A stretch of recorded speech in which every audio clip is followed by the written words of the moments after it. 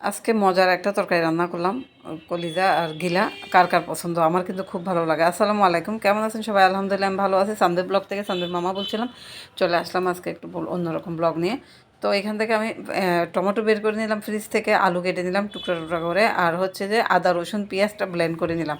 কড়াইয়ের মধ্যে তেজপাতা দিয়ে দিলাম, তেল দিয়ে দিলাম, তারপর একটু করে জিরার ফোড়ন দিয়ে দিলাম, দিয়ে কলিজাগুলো তেলের মধ্যে ঢেলে দিলাম যাতে একটু ভাজাও হয়ে যায়। এর মধ্যে হলুদের গুঁড়া দিয়ে দিলাম, তারপরে হচ্ছে একটু মরিচের গুঁড়া দিব,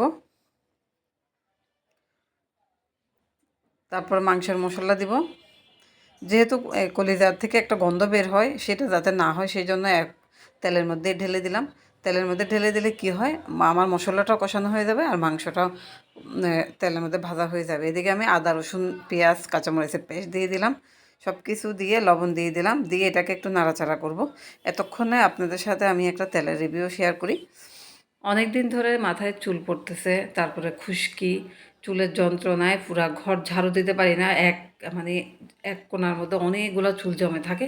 সেজন্য একদম প্যারেশান হয়ে নিজেই তৈরি করে ফেললাম তেল। সম্পূর্ণ অর্গানিক নিয়মে হার্বাল উপাদান দিয়ে তৈরি করছি। আমি নিজেই তৈরি করছি, প্রায় 100টির মতো উপাদান আছে এখানে। সব কিছু আপনাদের সাথে অবশ্যই শেয়ার করব। আর এই তেলটা আমি যখন থেকে দিচ্ছি, আগে আমি ট্রাই করছি, করার পর দেখি যে আমার মাথার চুল পড়া বন্ধ হয়ে গেছে, আমার মেয়ের মাথার চুল পড়াও বন্ধ হয়ে গেছে। এখন চুল লম্বা করব, আর যাদের চুল না পড়ে ভবিষ্যতে, সেই জন্য এই তেলটা তৈরি করলাম। যদি আপনাদের প্রয়োজন হয় ইনবক্সে নক করেন। এদিকে মাংসটা আমার কষানো হয়ে যাচ্ছে, আর একটু কষাইতে হবে, যেহেতু এখানে আমি ব্লেন্ড করা রসুন পেঁয়াজ আদা দিলাম, এটার একটা গন্ধ আছে, গন্ধটা যেতে হবে। তারপরে এখানে আমি আলু টুকরাগুলো দিয়ে দিলাম, টমেটো দিয়ে দিলাম, দিয়ে আমি এটাকে একটু নেড়ে চেড়ে ঢাকনা দিয়ে দিব। যা হওয়ার এর মধ্যে হয়ে যাবে, কষানো হয়ে যাবে। আমি একটু করে জিরার গুঁড়া দিয়ে দিলাম, তারপর হচ্ছে গরম মশলার গুঁড়াটাও দিলাম। একসাথেই সব কিছু হয়ে যাবে, সে কারণে একসাথে সব কিছু দিয়ে দিছি। এভাবে একবার হলে আপনারা রান্না করে দেখবেন, অনেক সুস্বাদু হয় আর খেতেও সে মজা। তো ভালো করে উল্টে পাল্টে দিচ্ছি যাতে নিচে লেগে না যায়। এটা যেহেতু পানি শুকিয়ে গেছে, এখন নিচে লেগে যাচ্ছে। এভাবে ভুনা ভুনাও খাওয়া যায়, কিন্তু আমি এখানে একটু করে পানি দিব, জাস্ট মাখা মাখা। এই আলুটা একটু সিদ্ধ হওয়ার বাকি আছে। এখানে আমি ধনেপাতা দিয়ে দিলাম, দিয়ে এখন আমি ঢাকনা দিয়ে দিব। তারপর এটাকে নেড়ে চেড়ে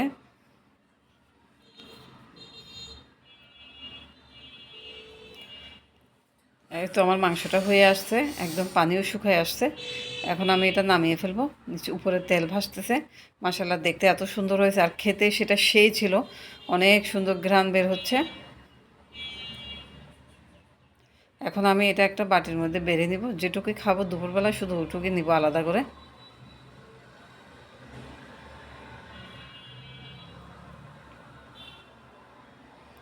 যারা ফেসবুক থেকে আমার ভিডিওটা দেখতেছেন তারা একটা ফলো দিয়ে দিবেন, যারা ইউটিউব থেকে আমার ভিডিওটা দেখতেছেন তারা সাবস্ক্রাইবার করে নেবেন।